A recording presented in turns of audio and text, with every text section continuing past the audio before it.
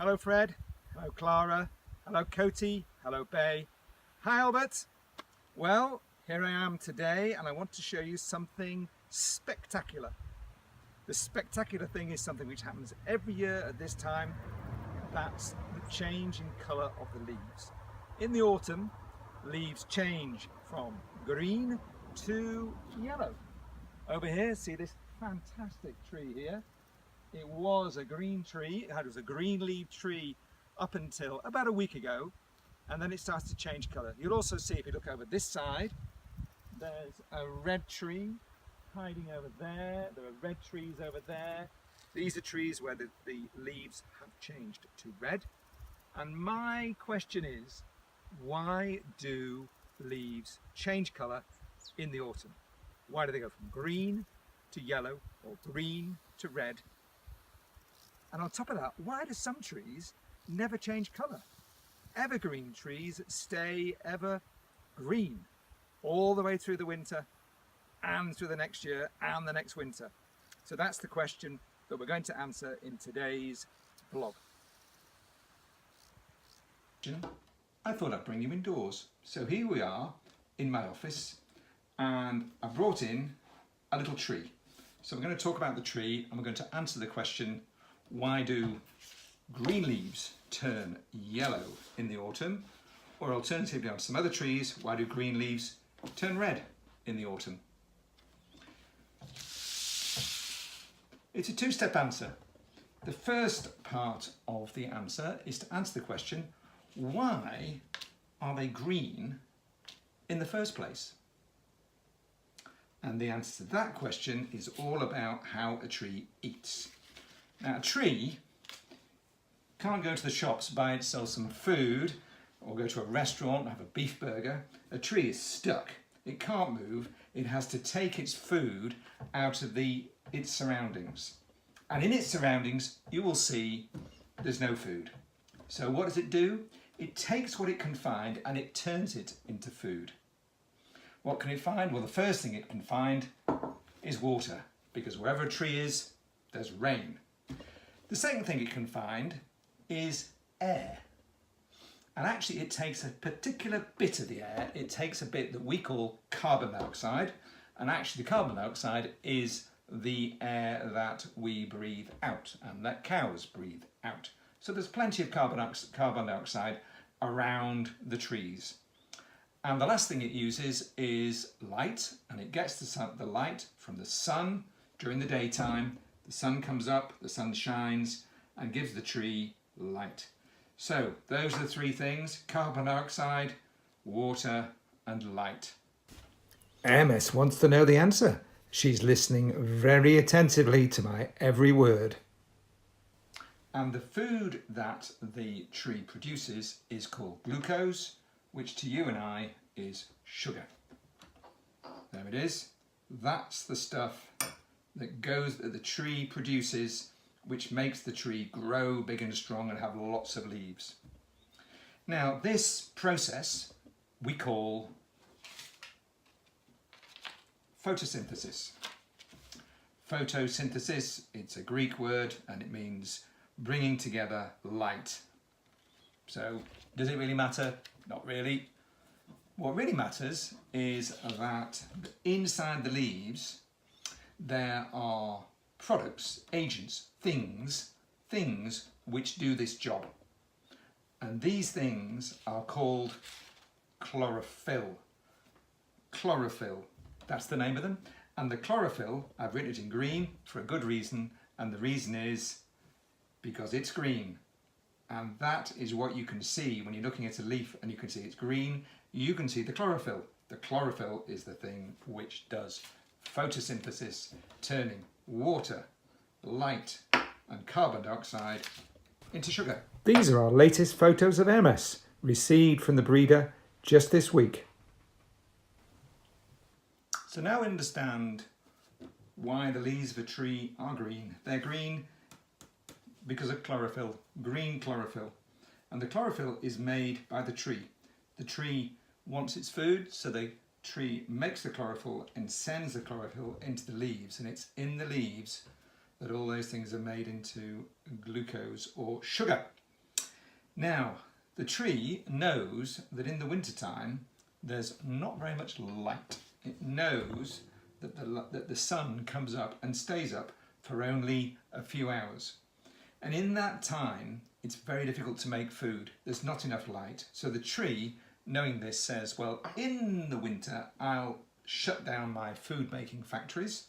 I'll stop sending chlorophyll into the leaves because I'm just going to relax, live off the food that I've made in the summer, and I'll start my food making factories up again in the spring, and I'll send more chlorophyll into the leaf. So at that point, the chlorophyll stops going into the leaves and disappears. So the green leaves disappear. Now, in the leaf, there is also another thing called a carotenoid, and a carotenoid is yellow. So when the green of the chlorophyll disappears, we're left with a yellow leaf, and you can see here the green disappearing, leaving the yellow. The yellow was there all the way through the summer, but the green of the chlorophyll was stronger than the yellow of the carotenoid, so we only saw the green. But in the autumn, we see the yellow. So what about the red? Well, the red is something completely different.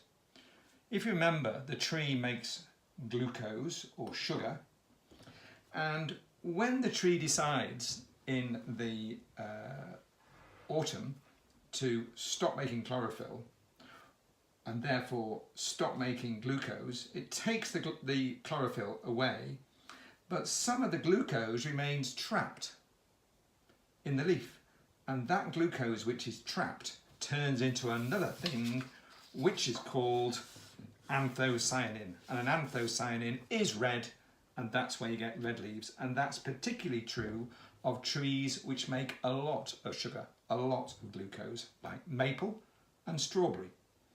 And I actually found some strawberry plant leaves, and you can see quite clearly the way that they've gone from green over here to red over here, because strawberry leaves are sweet. Well, that's fine, Hermes says, but there's one explanation missing. So what about evergreens? What's the difference about them? Why don't they turn red, turn yellow, drop in the winter? Well, I'm not really sure. The one thing I'm sure about is that they have changed the way their leaves look. They've adapted to the winter conditions. So they've got a waxy needle, and this waxy needle resists the cold and the wind of the winter, which means that the needles are able to stay on the tree. The chlorophyll stays in the needles, doesn't produce much in the way of food, it just stays there ready for the next winter. One little fact you need to know is that even though they look as if the needles stay there forever, they don't. The needles on an evergreen tree drop off and are replaced once every 2 or 3 years. It's a continual process from the top of the tree to the bottom of the tree, not one particular place, but all over the tree. It's a bit like people's hair. People's hair falls out and then it's replaced. Well, actually, no. Hermes is now 40 days old enough for us to go and visit her in Italy. Hi there. Well, I'm up at the top of Chargeau, and I thought you'd like to see what's going on behind me. It's the digger that's come, Bernard Michaud, the terrassier, and he's coming to carry on digging this enormous hole, which is where my workshop is going to be. You can see the Lewis's chalet in the background, and you can see Bernard there digging this hole.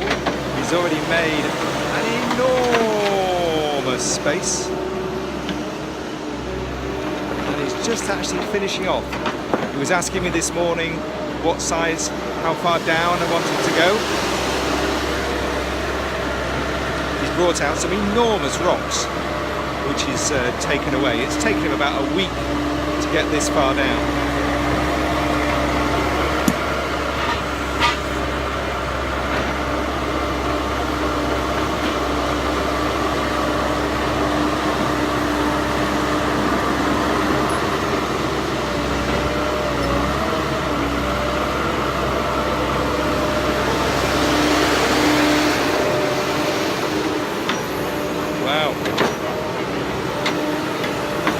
taking away the ground underneath me there.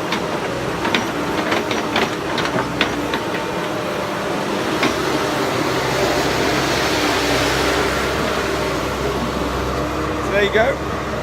Lots of progress being made. The concrete man, the maçon, is going to come on Monday and Tuesday to set up his crane. So hopefully I'll be here and I'll be able to show you pictures of the crane arriving, the crane being erected. That's all for now. So next week at the same time, you'll be able to see what happened when Nonna met Hermes for the first time.